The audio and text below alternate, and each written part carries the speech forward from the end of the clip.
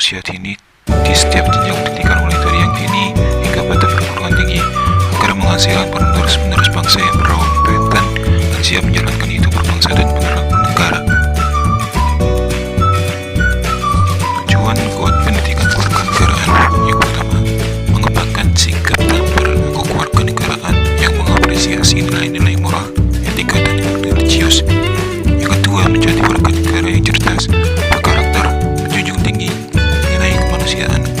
Ketiga, menumbuh kembangkan jiwa dan semangat nasionalisme dan rasa cinta pada tanah air. Keempat, mengembangkan sikap demokrasi, berkeadaban, dan bertanggung jawab, serta mengembangkan kemampuan kompetitif bangsa di era globalisasi. Dan yang terakhir, yakni menjunjung tinggi nilai-nilai keadilan.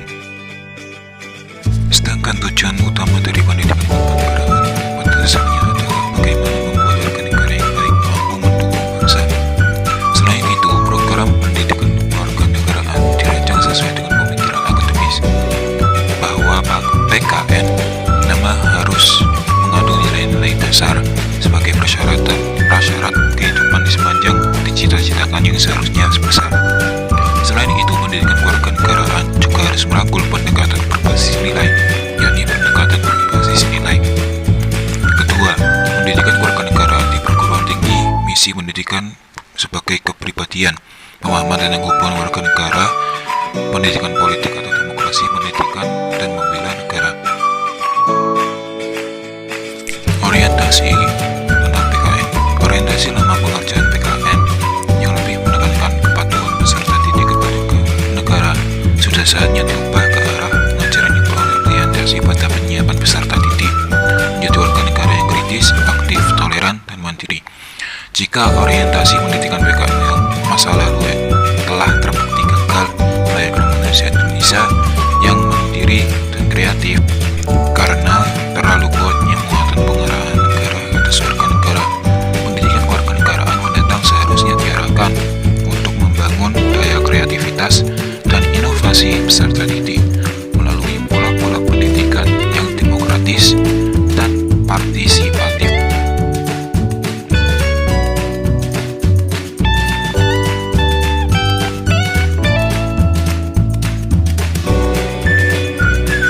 Selanjutnya adalah ruang lingkup pendidikan kewarganegaraan. Yang pertama, persatuan dan kesatuan bangsa, meliputi hidup rukun dalam perbedaan, cinta lingkungan, kebanggaan sebagai bangsa negara, Sumpah Pemuda, keutuhan NKRI, partisipasi untuk membela negara, sikap positif terhadap NKRI.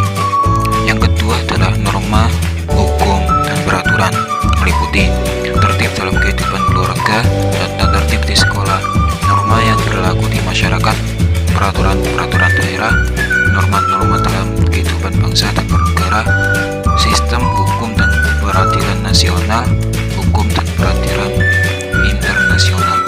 Yang ketiga adalah hak asasi manusia, meliputi hak dan kewajiban anak, hak dan kewajiban anggota masyarakat, instrumen nasional dan internasional HAM, pemajuan, penghormatan, dan perlindungan HAM.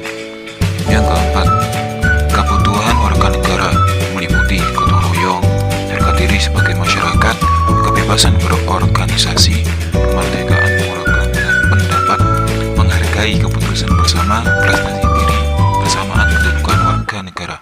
Yang kelima, konstitusi negara, meliputi proklamasi kemerdekaan dan konstitusi yang pertama, konstitusi yang pernah digunakan di Indonesia, hubungan dasar negara dengan konstitusi. Yang keenam, kekuasaan dan politik, meliputi pemerintahan desa dan kecamatan, pemerintahan daerah dan otonomi, pemerintahan pusat, demokrasi dan sistem politik, budaya demokrasi menuju masyarakat madani, sistem pemerintahan pers dalam masyarakat demokrasi. Yang ketujuh, Pancasila, meliputi kedudukan Pancasila sebagai dasar negara dan ideologi negara, proses perumusan Pancasila sebagai dasar negara, pengamalan nilai-nilai Pancasila dalam kehidupan sehari-hari, Pancasila sebagai ideologi terbuka. Yang kedelapan, globalisasi, meliputi globalisasi di lingkungannya, politik luar negeri Indonesia di era globalisasi, dampak globalisasi, hubungan internasional dan internasional organisasi. It's caught in the crossfire. It's caught in the crossfire.